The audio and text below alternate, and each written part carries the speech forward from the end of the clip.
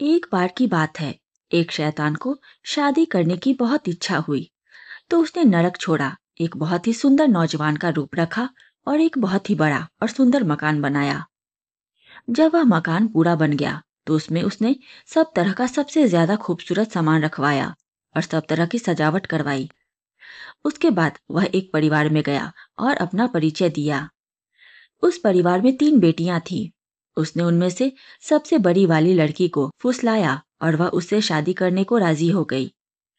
लड़की के माता पिता यह देखकर बहुत खुश थे कि उनकी बेटी की शादी कितने अच्छे घर में हो रही थी। जल्द ही दोनों की शादी हो गई। शादी के बाद शैतान लड़की को अपने घर ले गया। घर ले जाकर उसने अपनी पत्नी को बहुत बढ़िया फूलों का एक माला दिया और उसने उसके गले में पहना दिया। फिर वह उसे अपने घर के सारे कमरे दिखाने ले गया। आखिर में वह एक बंद दरवाजे के पास आया और उससे बोला, यह सारा मकान तुम्हारा है। तुम इसमें कुछ भी कर सकती हो, पर किसी भी हालत में तुम इस दरवाजे को मत खोलना। पत्नी ने उसका कहा मानते हुए उस समय तो हाँ में सिर हिला दिया, पर वह तो उस पल का इंतजार करती रही जब उसे वह बंद दरवाजा खोलकर देखना था। अगली सुबह शैतान ने उसे कहा कि वह शिकार को जा रहा है। तो जब वह शैतान घर से बाहर चला गया, तो तुरंत ही वह लड़की उस बंद दरवाजे की तरफ दौड़ी और उसे खोल दिया। वहां तो उसने बहुत ही भयानक आग जलती देखी, जो उसकी तरफ बढ़ी और उससे उसके गले में लगे हुए फूल माला मुरझा गई, जो उसके पति ने उसे दिए थे।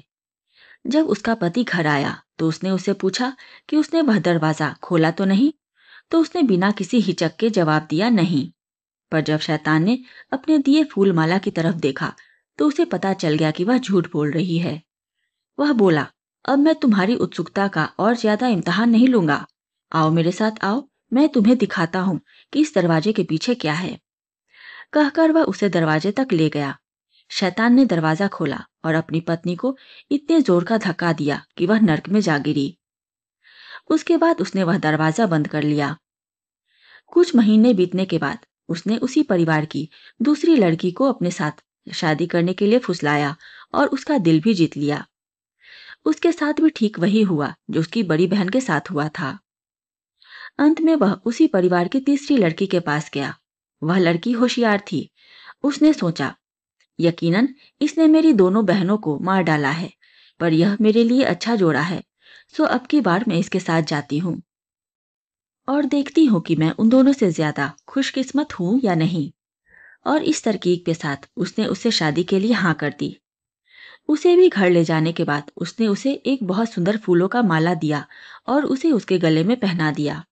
फिर वह उसे अपने घर के सारे कमरे दिखाने ले गया और एक बंद दरवाजे को दिखाते हुए उसे हर हाल में खोलने से मना कर दिया।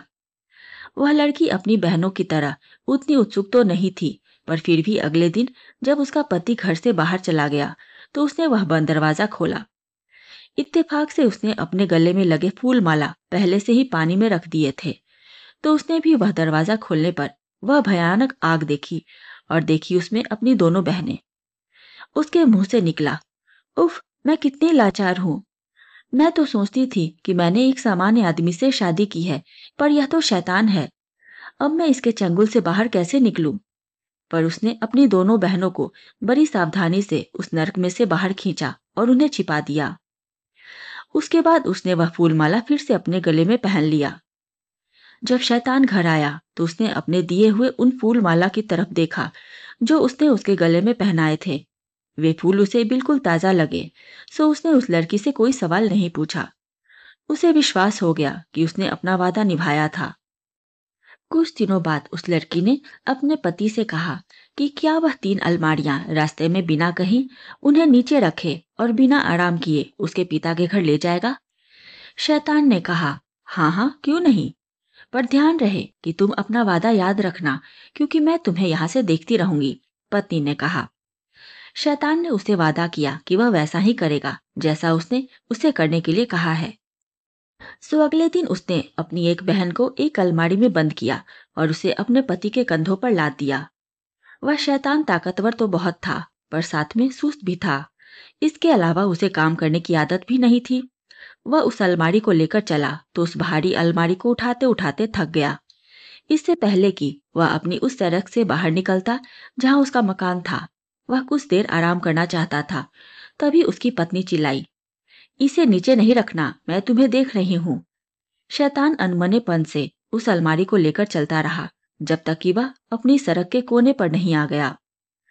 वहां आकर उसने सोचा कि यहाँ तो वह मुझे नहीं देख पाएगी, तो मैं यहाँ इसे नीचे रखकर थोड़ा आराम कर लेता हूँ। वह बस उस अलमारी को नीचे रखने ही वाला था कि उसकी पत्नी की बहन, जो उस अलमारी के अंदर थी, बोली, इसे नीचे मत रखना, मैं तुम्हें देख रही हूँ।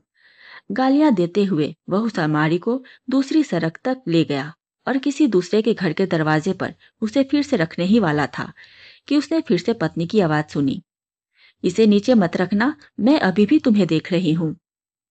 उसने सोचा, मेरी पत्नी की आंखें कैसी है कि वे सीधे तो सीधे कोने के दूसरे तरफ भी देख लेती है, और शायद वे दीवार के आर पार भी देख ले, अगर वे शीशे के बनी हो। इस तरह सोचते सोचते पसीने से लथपथ, बहुत थका हुआ वह अपनी सास के घर आ पहुंचा। वहां उसने वह अलमारी उसे दे दी और तुरंत ही घर वापस लौट गया, ताकि घर जाकर वह बढ़िया नाश्ता कर सके। अगले दिन भी वही हुआ। वह दूसरी अलमारी लेकर अपनी सास के घर गया और उसे देकर वह तुरंत ही वापस आ गया। तीसरे दिन उस लड़की को खुद को एक अलमारी में बैठकर जाना था, सो उसने अपनी एक मूर्ति बनाई और उसे अपने कपड़े पहना दिए। उसे उसने उस शैतान के मकान के छज्जे पर खड़ा कर दिया और खुद अलमारी में जाकर बैठ गई। एक दासी ने उस अलमारी को शैतान के कंधे पर रख दिया। अलमारी उठाते हुए वह बुड़बुड़ाया, उफ, यह अलमारी तो उन दोनों अलमारियों से कहीं ज्यादा भारी है, और आज जब वह छज्जे पर बैठी हुई है, तो आज तो मेरे आराम करने का कोई मौका भी नहीं है। तो बड़ी मुश्किल से उस भारी अलमारी को उठाकर वह अपनी सास के घर बिना रुके चला। वहां उसने वह अलमारी भी अपनी सास को दे दी और जल्दी से अपने घर नाश्ते के लिए वापस दौड़ पड़ा। आज तो वह भारी अलमारी लेकर जाते जाते उसकी कमर ही टूट गई थी। पर जब वह घर पहुंचा, तो रोज की तरह से उसकी पत्नी आज उसे लेने बाहर नहीं आई, यहाँ तक कि उसका नाश्ता भी तैयार नहीं था। शैतान ने उसे आवाज लगाई, तुम कहाँ हो? पर उसे इस पुकार का कोई जवाब नहीं मिला। वह अपने मकान में चारों तरफ भागता फिरा। एक बार उसकी नजर एक कमरे की खिड़की के बाहर पड़ी, तो उसने देखा कि उसके छज्जे पर उसकी पत्नी खड़ी है। वह बोला, क्या तुम सो गई हो? नीचे आओ, मैं कुत्तों की तरह थक गया हूँ और भेड़िए की तरह भूखा हूँ। फिर भी उसे कोई जवाब नहीं मिला, तो वह गुस्से से जोर से चिल्लाया, अगर तुम नीचे नहीं आई तो मैं ऊपर आकर तुम्हें नीचे लेकर आता हूँ। पर वह तो हिली भी नहीं। गुस्से में आकर वह ऊपर गया और उसके कान पर एक जोर का घुसा मारा कि उसका तो सिर ही उड़ गया। उसने देखा कि उसका सिर तो एक मूर्ति का सिर था और उसका नीचे का शरीर तो केवल चिथड़े का बना हुआ था। यह देखकर तो उसका गुस्सा बहुत ही बढ़ गया। वह अपने सारे घर की चीजों को तोड़ता फोड़ता फिरा, पर उससे क्या फायदा था? इससे उसकी पत्नी तो मिलने वाली नहीं थी। उसे अपनी पत्नी के गहनों का केवल खाली बक्सा ही मिला। वह बोला, तो वह मेरे दिए गहने भी चुरा कर ले गई। वह तुरंत ही उसके माता पिता को इस बात की खबर करने दौड़ा। पर जब वह उसके घर के पास आया, तो उसने देखा कि ऊपर छज्जे पर तो तीनों बहनें यानी उसकी तीनों पत्नियां खड़ी हैं और उस पर हंस रही हैं। उन तीनों पत्नियों को एक साथ वहां खड़ा देखकर वह शैतान इतना डर गया कि वह वहीं से उल्टे पैरों भाग खड़ा हुआ और फिर अपने घर आकर ही दम लिया। उसके बाद से उसने फिर कभी शादी करने के बारे में सोचा भी नहीं। आशा करती हूँ ये कहानी आपको पसंद आई होगी। कहानी पसंद आई हो तो वीडियो को लाइक करें, शेयर करें और चैनल को सब्सक्राइब जरूर करें। धन्यवाद।